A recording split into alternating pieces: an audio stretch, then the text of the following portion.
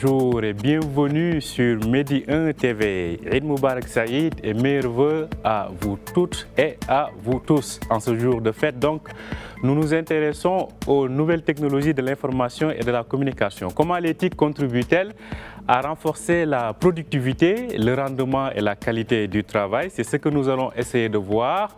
Avec notre invité du jour, il s'agit de Zouhair Lahdissi. Il est DG de Dial Technologies et vice-président du Maroc Numérique Cluster. Il est en direct avec nous depuis Casablanca. Bonjour Zouhair Lahdissi. Aïd Moubarak Saïd à vous, à nos téléspectateurs et j'espère que ce sera une belle fête et qu'on dépassera, Inch'Allah, très prochainement cette pandémie qui bloque tous les pans de l'économie. Effectivement, merci à vous aussi, Eid Mubarak Saïd. Alors, Zouhair, quand on parle des nouvelles technologies, de l'information et de la communication, ce n'est pas seulement des outils, mais aussi c'est une économie. C'est un poids conséquent, en tout cas dans la plupart des économies des pays industrialisés et développés. Si on prend le cas de la situation au Maroc, une question, est-ce que le Maroc tire réellement profit des TIC dans son développement économique? Tout d'abord, je tiens à préciser que quand on parle de nouvelles technologies, je pense que le terme aujourd'hui qui est le plus consacré, c'est ce qu'on appelle la transformation digitale. Dans cette transformation digitale, effectivement, il n'y a pas que la question de l'outil, mais il y a aussi toute la question de l'économie, mais aussi du mindset et de la culture. Aujourd'hui au Maroc, on a senti sur les quelques dernières années une certaine accélération de cette transformation digitale. La pandémie, malgré son impact négatif, a aussi contribué à cette accélération. On a vu comment l'État s'est équipé en termes d'outils du digital, le bureau d'ordre électronique, un certain nombre d'outils de travail ou d'outils de travail pour l'administration, mais aussi pour les entreprises. Donc tout ça va dans le bon sens. C'est-à-dire qu'aujourd'hui, ce qu'on est en train de constater, c'est que aussi bien sur le plan étatique, sur le plan sociétal ou sur le plan économique, le digital devient de plus en plus incontournable et commence à devenir d'une certaine manière un élément, on va dire, majeur dans la construction du nouveau modèle, des nouveaux modèles économiques, de développement et de société. Et aujourd'hui, sur le plan sectoriel, quels sont les secteurs, selon vous, qui tirent plus profit de ce nouveau mode, en fait, bon, on ne dira pas nouveau mode, en tout cas de ce qu'est le digital au Maroc? Alors aujourd'hui, il y a un certain nombre de secteurs qui ont commencé à s'équiper de manière forte en termes de digital. Dans le passé, on va dire très proche, on a vu comment des secteurs comme l'agriculture, comme l'industrie, ont commencé à adopter de plus en plus des outils du digital. C'était déjà le cas dans des secteurs classiques. Il ne faut pas oublier que depuis plusieurs années, voire une dizaine d'années, des secteurs comme les télécoms, comme la banque ou l'assurance se sont déjà équipés d'outils, de technologies et de nouvelles solutions dans ce domaine. Mais plus récemment, on a vu comment l'industrie et l'agriculture ont commencé aussi à s'équiper. Plus récemment, donc juste après la pandémie, on a vu aussi la santé et on a vu l'éducation qui commence à s'emparer de l'outil digital. Juste pour prendre des exemples, aujourd'hui au Maroc, pour par exemple toute la partie gestion de la vaccination, de la campagne de vaccination, tout est digitalisé. Les gens peuvent envoyer un SMS ou rentrer sur un portail pour prendre rendez-vous. Ils peuvent télécharger leur attestation via ce portail. On a vu aussi avant la gestion de l'aide sociale attribuée par l'État qui a été faite aussi via le canal digital et via le mobile. Donc aujourd'hui, on sent d'une certaine manière une certaine généralisation de cette utilisation digitale. Donc, si dans le passé, c'était d'abord concentré sur des métiers de service, donc les télécoms, la banque ou l'assurance, on a maintenant de plus en plus des secteurs industriels, agricoles ou des secteurs sociaux qui s'intéressent au digital et qui commencent à l'adopter de manière massive. Et selon vous, pensez-vous qu'on en est à une utilisation optimale ou ce n'est qu'encore le début d'un processus qui s'annonce radieux dans le futur? Pour être très sincère, je pense qu'on est au début d'un processus. Aujourd'hui, il y a la tendance, il y a on va dire cette logique aujourd'hui où c'est devenu très tendance d'utiliser le digital. Je pense que aujourd'hui, là où le bas blesse, on va dire, c'est vraiment dans la transformation du mindset. Encore une fois, comme j'ai dit tout à l'heure, la transformation digitale, dans ce terme, il y a 90% de transformation et 10% de digital. Donc aujourd'hui, on est bon en termes d'adoption d'outils, mais je pense qu'en termes de transformation de mindset, en termes de culture, de collaboration, d'ouverture, de confiance, de partage, je pense qu'il y a encore beaucoup de chemin à faire. Maintenant, les prémices aujourd'hui qu'on est en train de voir sont plutôt positives. Il faut, à mon avis, encore pousser au maximum tout le travail qui a été fait pour justement qu'on puisse profiter pleinement en termes de productivité des différents secteurs de ces outils et de ces technologies. Alors, selon vous, sur quel levier il faudrait aujourd'hui davantage insister pour renforcer cette pénétration du digital dans les modes de travail et cette appropriation du digital par les différents secteurs d'activité? Alors, moi, je pense qu'il y a un premier levier qui est fondamental, c'est le levier réglementaire. Je pense qu'aujourd'hui, on a besoin, dans un pays comme le Maroc, on a besoin d'adapter la réglementation aux nouveaux contextes, aux nouvelles formes de travail, aux nouvelles formes d'économie que crée le digital. Juste pour vous donner un exemple, le digital, par exemple, apporte dans d'autres pays ce qu'on appelle les gig economy ou les gig jobs, c'est-à-dire que les gens peuvent faire des travaux très courts pour réaliser des tâches et il y a des plateformes qui permettent de le faire. Ce type de mode de travail aujourd'hui n'est pas encore réglementé au Maroc. Le télétravail lui-même qu'on a vu émerger pendant la pandémie, il n'est pas, on va dire, correctement réglementé. Qu'est-ce qui se passe, par exemple, si jamais un travailleur a fait un accident en télétravail? Donc, il y a un certain nombre, je pense, d'éléments réglementaires qui sont importants. Et quand je dis réglementaire, c'est-à-dire qu'il y a d'abord le fait d'alléger la réglementation forte dans certains secteurs pour permettre de faire émerger des startups technologiques, des solutions technologiques avancées, et en même temps le fait de réglementer certaines nouvelles formes, on va dire, de collaboration, certaines nouvelles formes de production qui émergent avec l'outil digital. Donc, pour moi, le premier élément sur lequel il faut travailler, c'est la réglementation. Il y a peut-être aussi un aspect, comme j'ai dit tout à l'heure, de mindset et de culture. Je pense qu'il faut absolument travailler aussi sur ça.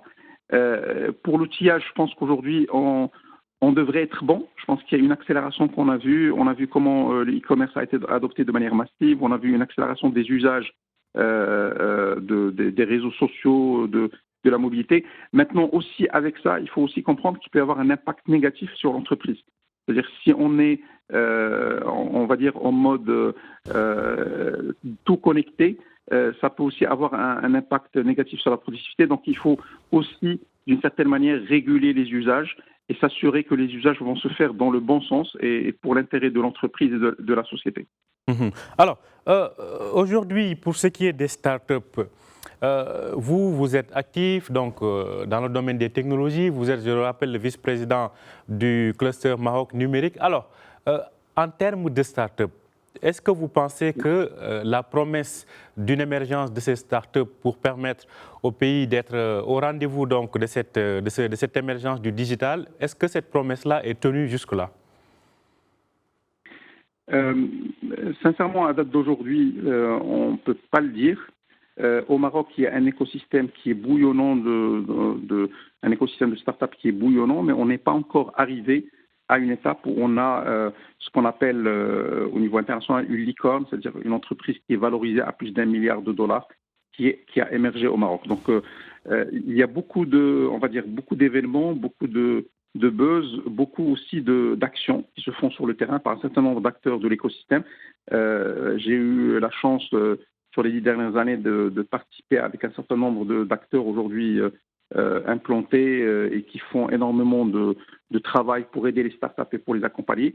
Je pense qu'aujourd'hui, on n'est pas encore à une étape où on peut dire qu'on a vraiment avancé à ce sujet. Comme j'ai dit, il y a de très belles startups qui se sont créées, qui se sont développées un peu à l'international. Maintenant, je pense qu'il y a encore du travail à faire à ce niveau-là. Et là, je pense qu'il y a aussi un autre élément qui manque, c'est l'élément du financement. Je pense que beaucoup de startups aujourd'hui ont besoin d'être un peu plus accompagnés. On a besoin de leur faire plus confiance. On a besoin que des investisseurs institutionnels, que des investisseurs importants au Maroc puissent leur faire confiance. Et on a besoin aussi d'attirer de l'investissement de l'international, chose qui n'est pas facile dans un pays comme le Maroc, parce qu'on sait très bien que dans les pays anglo-saxons, par exemple en Afrique, il y a plus de capacité à attirer du financement international pour des questions de proximité linguistique, de proximité réglementaire. Et donc, il y a un vrai défi aussi sur le plan du financement, à mon avis, si on veut voir émerger dans les prochaines années. Et on a beaucoup d'espoir à ce que ça puisse se réaliser si on veut voir émerger des startups qui rayonnent à l'international dans différents domaines de technologie. Vous évoquez l'Afrique, on y reviendra tout à l'heure, mais juste une question qui revient un peu sur le plan sectoriel. Il y a aujourd'hui un secteur qui est vital pour l'économie au Maroc, c'est l'agriculture. On a vu tous les progrès réalisés ces dernières années et le potentiel est encore là. En tout cas, la demande en termes de production et de consommation est là, notamment pour sécuriser davantage l'autosuffisance alimentaire. Et on l'a vu ô combien elle est importante, cette autosuffisance, notamment pendant cette pandémie. Selon vous, comment l'agriculture peut encore continuer à tirer profit du digital? Je pense que, comme on avait dit, l'agriculture est un des secteurs les moins dotés en termes de digital. Donc, il y a eu un début d'intérêt sur les dernières années. L'agriculture aujourd'hui, à tous les niveaux, peut bénéficier du digital. Donc, d'abord en termes d'organisation. Donc, aujourd'hui, on a vu commencer à émerger un certain nombre de ce qu'on appelle des ERP, des Enterprise Resource Planning, ou des outils de gestion d'entreprise dans le domaine agricole, c'est-à-dire qui accompagnent les plantations, qui accompagnent les petits et les grandes exploitations agricoles. Donc ça, c'est un premier niveau et je pense que c'est en train de se faire. On a aujourd'hui l'avantage d'avoir aussi des éditeurs marocains de solutions dans le domaine de l'agriculture et ça, c'est une excellente nouvelle. Le deuxième niveau, à mon avis, qui est très important dans l'agriculture, c'est aussi de s'équiper d'un certain nombre d'outils qui vont permettre d'améliorer ou d'optimiser l'utilisation d'un certain nombre d'outils de production dans l'agriculture. Alors, par exemple, ce qu'on appelle le Smart Irrigation, c'est-à-dire la possibilité de contrôler ou d'optimiser l'usage de l'eau pour mieux, on va dire, irriguer selon le niveau d'humidité du sol, selon un certain nombre de facteurs. Il y a aussi, et là aussi, en fait, l'usage de technologies comme les objets collectés qui vont permettre de manière, on va dire, instantanée et en real time de remonter des informations sur les plantes.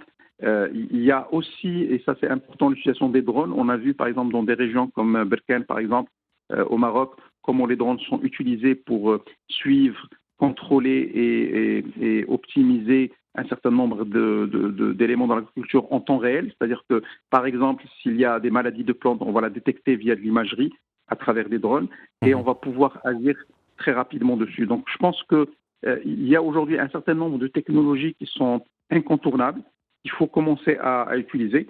Commençons d'abord par tout ce qui est gestion de plantation, et ça, je pense que ça commence à se faire.